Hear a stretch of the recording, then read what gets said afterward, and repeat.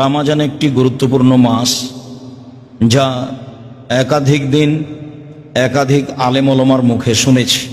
তাতে আমরা এইভাবে বুঝলে ভালো হয় যে রাসূল সাল্লাল্লাহু আলাইহি সাল্লাম বলেছেন, আজান দেওয়ার সময় আকাশের দরজা খুলে দেওয়া হয়। ওই সময়ে যা দোয়া করা হয় তা কবুল করা হয়। ঠিক দুপুর গড়লেই আকাশের দরজা খুলে দেওয়া হয়। এই সময়ে যা বলা হয় তা কবুল করা হয়। ঠিক রাত 12টা পার হলেই আকাশের দরজা খুলে দেওয়া হয়। এই সময়ে যা বলা হয় তা কবুল করা হয়। তাহলে কথা কবুলের সাথে সম্পৃক্ত সময় হলো আকাশের দরজা খুলে দেওয়া। আর আমরা একাধিক দিন অবগত হয়েছি যে রমজানের শুরু থেকে নিয়ে শেষ পর্যন্ত আকাশের দরজা খোলা থাকে। শুধু তাই নয়, জান্নাতের দরজা খোলা থাকে, যদিও কেউ এখন জান্নাতে যাবে না। রহমতের দরজা খোলা থাকে, জাহান্নামের দরজা বন্ধ থাকে, যদিও এখন কেউ জাহান্নামে যাবে না। তো এগুলি আল্লাহ তাআলার দয়া ভালোবাসা দেখানোর জন্য করা হয়ে থাকে, যাতে করে মানুষ রমজান মাসে আল্লাহকে বেশি পাওয়ার জন্য চেষ্টা করে। তো রমজান একটি দয়া রহমতের মাস, যার কাছে যতটুকু অনুকূলে হলো, যে যতটুকু বুঝলাম মনে করলাম সে ততটুকু করলাম। পার হয়ে যাচ্ছে, গেলে আবার ফিরে আসবে 1 বছর পরে, এ কথাই ঠিক। রমজান মাসে ইবাদত হিসাবে একটি গুরুত্বপূর্ণ ইবাদতের পদ্ধতি আছে, তা হলো ইতিকাফ। ইতিকাফ শরীয়তে কোনো এমন সারি বিধান নয় যে করতেই হবে, না করলে গুনাহগার হবে। মর্মে প্রত্যেক পাড়ায় একজন না একজন ইতিকাফ করবে, কথাটি মিথ্যে। করবে মনে করলে পাড়ার লোক গুনাহগার হবে, এটাই সত্য। ইতিকাফ করলে এত নেকি হবে এ কথা নয়, ইতিকাফ করলে মানুষ গুনাহগার হবে এ কথা নয়। রমজানের শেষ দশকে আল্লাহকে বেশি বেশি ডাকার জন্য একটি পদ্ধতির নাম ইতিকাফ। আরবি শব্দ আক থেকে বের হয়েছে, যার অর্থ হলো নিজেকে বিরত রাখা। ইতিকাফ ইবাদতের জন্য নিজেকে বিরত রাখা। ইতিকাফ ফরজ বিধান নয়, তবে ইতিকাফ করতে চাইলে তার কিছু নিয়ম পদ্ধতি আছে। আয়েশা রাদিয়াল্লাহু তাআলা আনহা বলেন, রাসূল সাল্লাল্লাহু আলাইহি সাল্লামের কথাই বোঝা যায় যে as-সুন্নাতু লিল মুতাকিফ, ইতিকাফকারীর জন্য সুন্নাত হচ্ছে যে আল্লাহ ইয়াউদা জানাজা, আল্লাহ ইয়াশহাদা জানাজা, কোনো জানাজায় উপস্থিত হতে পাবে না, তো জানাজায় যেতে হবে, এটা জরুরি বিধান। ওয়ালা ইয়াউদা মারিদা, কোনো অসুস্থ ব্যক্তিকে দেখতে যেতে পাবে না, অথচ একটা অসুস্থ ব্যক্তিকে দেখতে যেতে হবে, এইটা জরুরি বিধান। ফলাফলে আল্লাহর নবী বলেছেন, কেউ যদি সকালে অসুস্থ মানুষকে দেখতে যায়, তাহলে সন্ধ্যা পর্যন্ত 70,000 ফেরেশতা তার জন্য আল্লাহর দরবারে ক্ষমা চায়। কেউ যদি একটা জানাজায় উপস্থিত হয়, তাহলে মাটি দেওয়া পর্যন্ত থাকলে 2 কেরাত সমান নেকি হয়। 1 কেরাত সমান ওহুদ পাহাড়, আর ওহুদ পাহাড় হলো 4 কিলোমিটার প্রশস্ত, 8 কিলোমিটার লম্বা। নিচে কত আছে তা মানুষ জানে না। দুইটা হলো অনেক, যেতে হবে এটাও জরুরি। আবার ইতিকাফ অবলম্বন করলে যেতে হবে না, যাওয়া যাবে না, এইটা বিধান। তৃতীয়, ওয়ালা এমাসা এমরাতান, স্ত্রী মিলনে যেতে পাবে না। 4, ওয়ালা ইউবাশিরাহা, তার সাথে শরীরের সাথে শরীর মিলাতে পাবে না। ওয়ালা ইখরুজা লিহাজাতিন, কোনো প্রয়োজনে বাড়ি থেকে বের হতে, স্থান থেকে বের হতে পাবে না। ইল্লা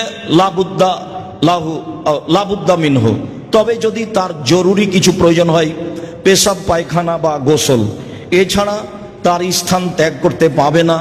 এ কথা আয়েশা রাদিয়াল্লাহু তাআলা আনহা বলেন। তাতে তিনি লা ইতিকাফা ইল্লা বিসিয়ামিন, সিয়াম রোজা ছাড়া ইতিকাফ চলে না। ওয়ালা ইতিকাফা ইল্লা ফি মসজিদিন জামে, জুমা মসজিদ ছাড়া ইতিকাফ চলে না। অক্তিয়া মসজিদে ইতিকাফ হবে না। মহিলাদের বাড়িতে বা মক্তবে ইতিকাফ হবে না। মহিলাদের জন্য যদি মসজিদে নিরাপদ জায়গা থাকে, তাহলে জুমা মসজিদে আসতে হবে, অন্যথায় ইতিকাফ নেই।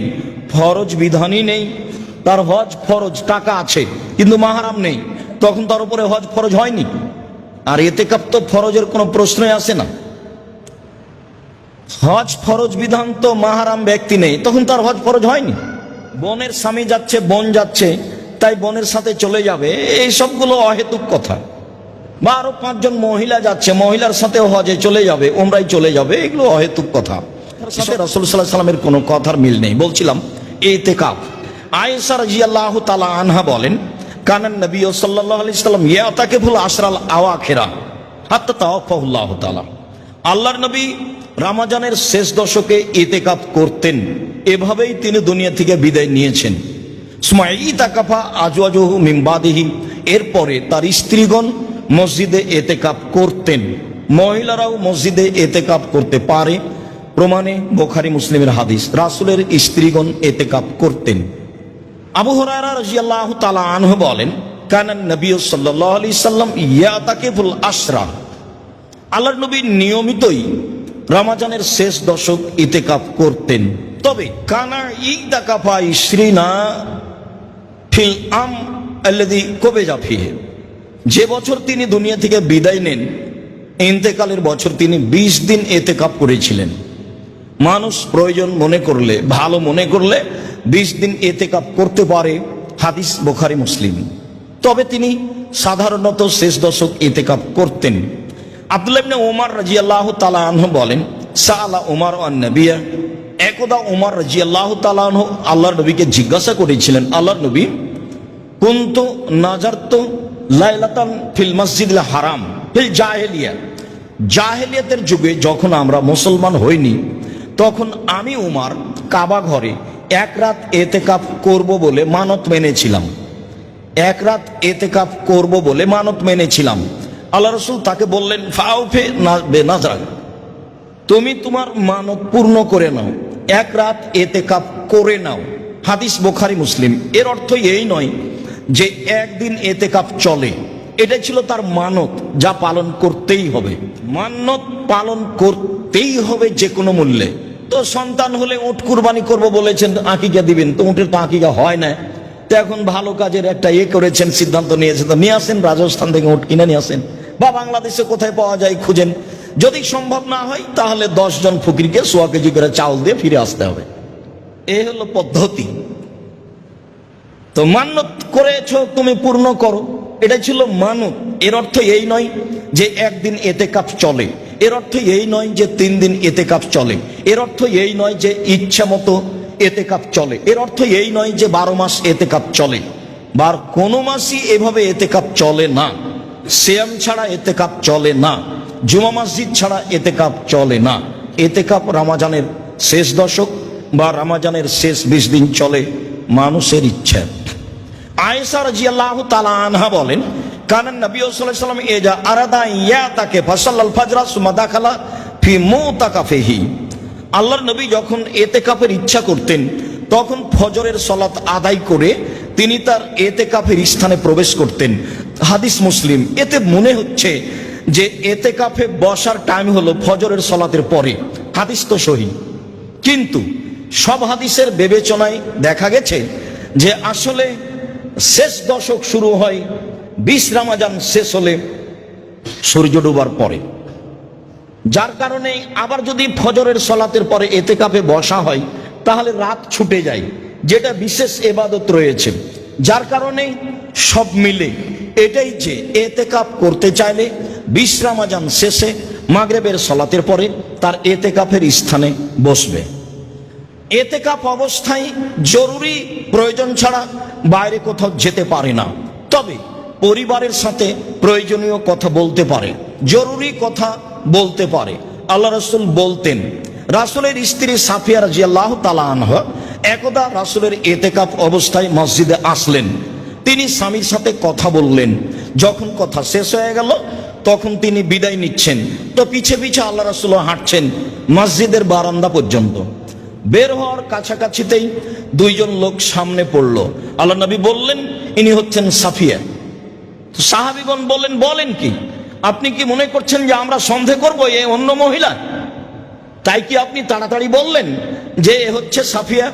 তখন আল্লাহ রাসূল বলছেন, দেখো আমি তাড়াতাড়ি বললাম এই জন্য, যাতে করে শয়তান তোমাদের অন্তরে এতটুকুও জাগাতে না পারে। এইটা বাক্যে, হাদিস বুখারী মুসলিম, এইটা বাক্যে এ মহিলাকে এইটুকু তোমরা যে ভাববা, এই ভাবা যেন তোমাদের ভিতরে না আসতে পারে, তাই আমি বলে দিলাম এটা সাফিয়া। আয়েশা রাদিয়াল্লাহু তাআলা আনহা বলেন, কানা নবী সাল্লাল্লাহু আলাইহি সাল্লাম ইখরুজু ইলাইয়া রাসাহু ওয়া হুয়া ফিল মুতাকিব। আল্লাহ নবী তার মাথাটা ইতিকাফ অবস্থায় আমার দিকে বের করে দিতেন, লাআকসালাহু উরাজ্জালাহু, যাতে করে আমি মাথাটা ধুয়ে দিই, যাতে করে আমি মাথাটায় চিরুনি করে দিই। মাথাটা ধুয়ে দেওয়ার সুবাদে তিনি মাথা আমার দিকে করে দিতেন, আমি তা ধুয়ে দিতাম। হাদিস বুখারী মুসলিম। তাহলে স্ত্রীর নিকট থেকে এইটুকু সেবা নেওয়া যায়, বা স্ত্রী প্রয়োজনে কথা বলতে পারে, প্রয়োজনে সামাজিক জরুরি কথা বলতে পারে। মোবাইল ব্যবহার করা থেকে বিরত থাকতে হবে সম্ভবপর, যে কোনো অপ্রয়োজনীয় কথা থেকে বিরত থাকতে হবে সম্ভবপর। বলছিলাম ইতিকাফ।